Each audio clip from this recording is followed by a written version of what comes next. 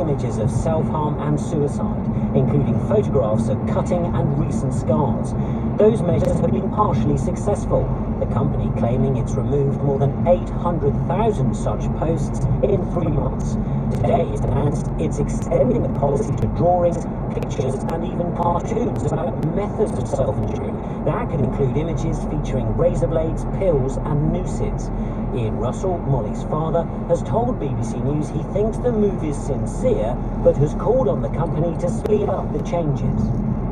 That was Angus Crawford reporting at the time 7:09. Are we going to get an election in December? The government is going to try to get the Commons to vote for one tonight, an attempt it seems doomed to failure because Labour won't back it. But the Liberal Democrats and the SNP have an alternative, a bill to dissolve Parliament this week, so no time for the withdrawal agreement to be approved, and to hold an election then on a named date, December the 9th. Joe Swenson is the Liberal Democrat leader and is online. Morning to you. Good morning, good to be with you, Justin. And nice to talk to you. Initially, when this plan was mooted, it was shot down from all sides, including the government side. Is it still alive this morning? Well, you read the same reports that I do, Justin. It does seem that it is still alive, and it seems to me, a sensible way forward. We also understand from our contacts in the EU that putting forward this bill and sending the letter that we did has helped our EU friends a confidence that if they offer the extension that they're discussing today, that will be time well spent. One of their big concerns was that they offered an extension earlier this year, said don't waste the time, and then we had a Conservative leadership election and Boris Johnson mocked about not trying to get a deal, shutting down Parliament, and the very masterclass in time wasting. So understandably they had a degree of reluctance, I think evidenced by the fact they didn't grant the extension on Friday when many thought they would. So I'm hopeful that as a result of what we've done, we will see that extension granted today, because otherwise we're still in the very real risk of crashing out without a deal on Thursday. That's the EU view of what you're doing. What about Downing Street's view? Are you having contact with Downing Street? Because it's suggested that possibly they might take this on themselves. It might become a government bill. Is that an option, do you think? Well, I've written to Boris Johnson. I made a very public challenge yesterday because, this is a man who has said he wants an election.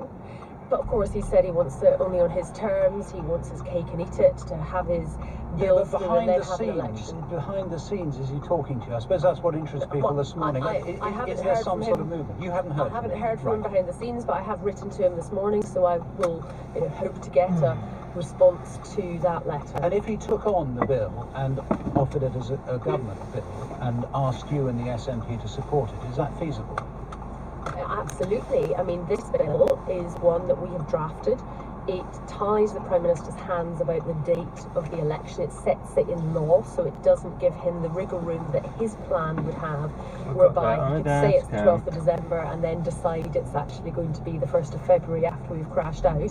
And because people can't trust what this man says, I think setting that date in law is a very good idea. So, and just to make it clear, people, that your date is the 9th, not the 12th, and that is it doesn't feel like a very important difference, but it is.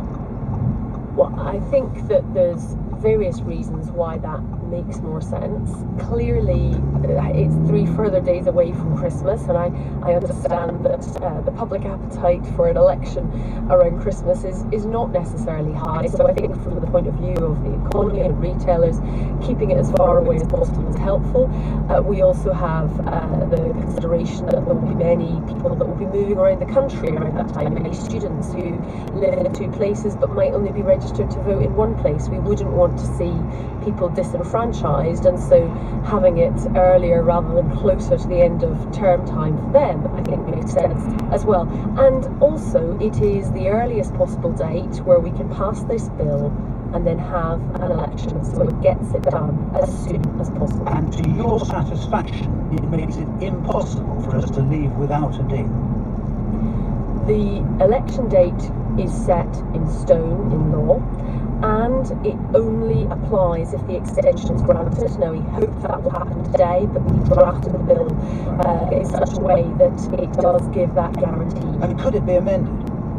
Well, a bill could be amended in its passage